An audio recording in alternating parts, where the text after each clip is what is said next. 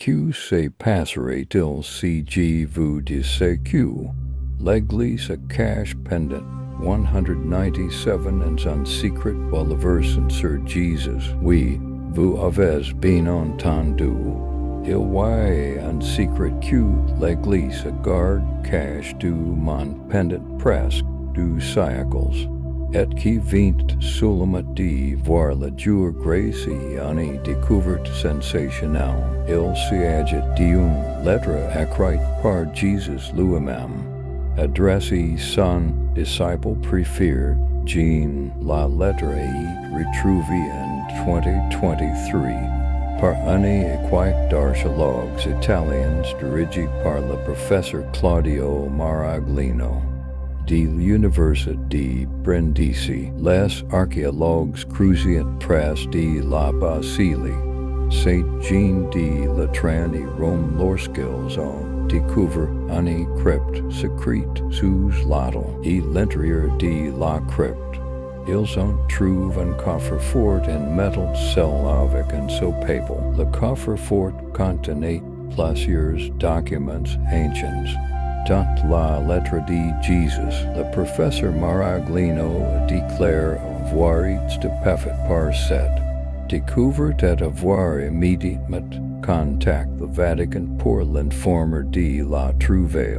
Le Vatican a envoyé une délégation d'experts pour examiner les documents et confirmer l'authenticité de la lettre de Jésus. Cependant, le Vatican a également demandé au professeur Maraglino et son équipe de garder le silence sur cette découverte jusqu'à ce qu'il décide comment gérer la situation. Mais le professeur Maraglino n'a pas eu confiance dans les intentions du Vatican et a décidé de rendre publique la découverte.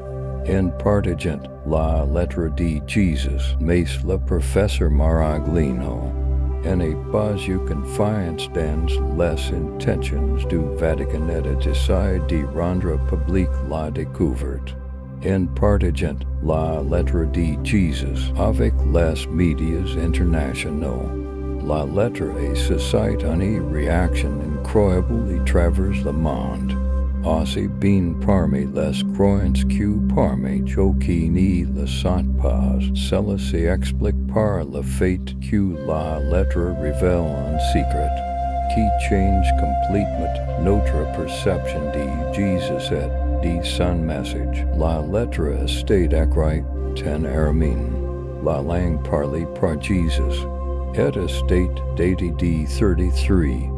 Puis avant sa crucifixion. Dans la lettre, Jésus s'adresse à Jean comme un frère et lui confie son véritable. But sur terre, Jésus dit à Jean qu'il n'est pas le fils de Dieu, mais un prophète envoyé par Dieu pour apporter une nouvelle révélation de l'humanité. Jésus dit également à Jean qu'il n'est pas venu pour fonder une nouvelle religion, mais pour enseigner aux hommes et aimer Dieu et leur prochain sans distinction de race, de sexe ou de croyance. Jésus explique à Jean qu'il doit mourir de la main de ses ennemis, mais que cela ne marque pas la fin de sa mission. Jésus dit à Jean qu'il ressuscitera 3 jours après sa mort, puis monter au ciel pour retourner auprès de Dieu. Jésus demande à Jean de garder gelosement sa lettre, et de ne pas la révéler aux autres disciples, car ils ne sont pas prêts à recevoir cette vérité, qui est véritablement comprise et qui l'aime plus que les autres. Jésus conclut sa lettre avec ces mots. Je t'en prie, mon cher Jean, souviens-toi toujours des paroles et vis selon mon exemple. Ne te laisse pas tromper par les fausses doctrines qui n'attrapent mon départ, et qui dénaturent mon message. Reste fidèle à Dieu et moi, et gt permets q nous résurrection au pratus gt beneset tetrians ton ami et frère Jesus. Voici la lettre de Jesus et Jean. Le secret que l'Église cache pendant 197 ans. Mais comment est-il possible que l'Église ait eu connaissance de cette lettre et pourquoi l'a-t-il gardée cachée? Les réponses à ces questions nous remontent en arrière jusqu'en 1826.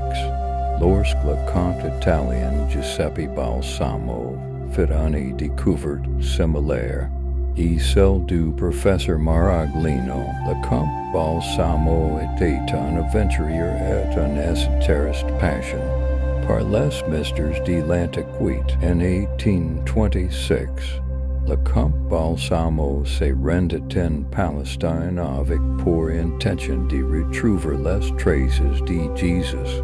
Et de ses disciples, il découvrit une communauté de chrétiens orientaux qui prétendaient être les descendants directs de Jean. Ces chrétiens gardaient gelosement d'un ancien manuscrit, quels prétendaient être la lettre originale de Jesus et Jean. Le comte Balsamo réussit d'entrer en contact avec ces chrétiens. Et les convaincre de lui montrer le manuscrit. Le comte Balsamo fut stupéfait en lisant la lettre, et comprit qu'il avait trouvé un trésor inestimable. Il décida de voler le manuscrit et de l'emmener en Italie. Cependant, son plan fut découvert par les chrétiens orientaux qui le poursuivirent jusqu'aux portes de Fa. Le comte Balsamo embarqua sur un navire en direction de Rome. Pendant la traversée, le comte Balsamo fut surpris par une tempête mettant en danger sa vie et celle du manuscrit. Le comte Balsamo priait de le sauver de la tempête et promit de donner le manuscrit à l'Église s'il survivait. La tempête s'apaisa et le comte Balsamo arriva à Saint-Sauf et Rome.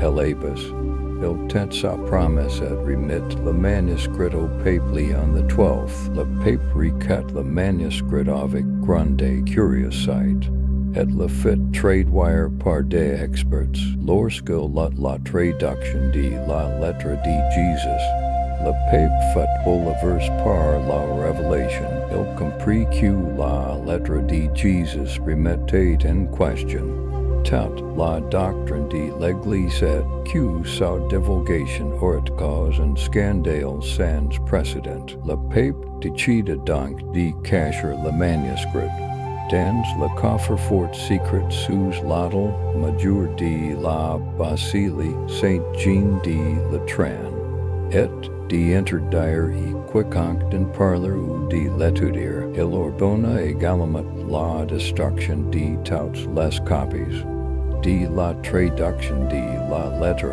et l'élimination de tous les témoins de la découverte. Depuis la lettre de Jesus était restée cachée dans le coffre-fort pendant 197 ans. Jusqu'à ce qu'elle soit découverte par le professeur Maraglino et son équipe. Maintenant que la lettre était rendue publique, l'Église était confrontée à une crise sans précédent. Comment l'Église réagira-t-elle la révélation de la lettre?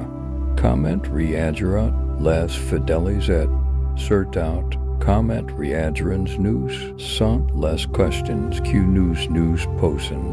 Après avoir lu la lettre de Jesus et Jean, le secret que l'Église cache pendant 197 ans, était une histoire bouleversante, touchante et émouvante, une histoire qui nous pousse à réfléchir sur la signification de la foi, de l'amour et de la vérité. Merci d'avoir écouté cette histoire. Si vous l'avez appréciée, laissez un pouce leave un commentaire si vous voulez écouter d'autres histoires comme celle-ci. Abonnez-vous et lâchez et activez les notifications et la prochaine.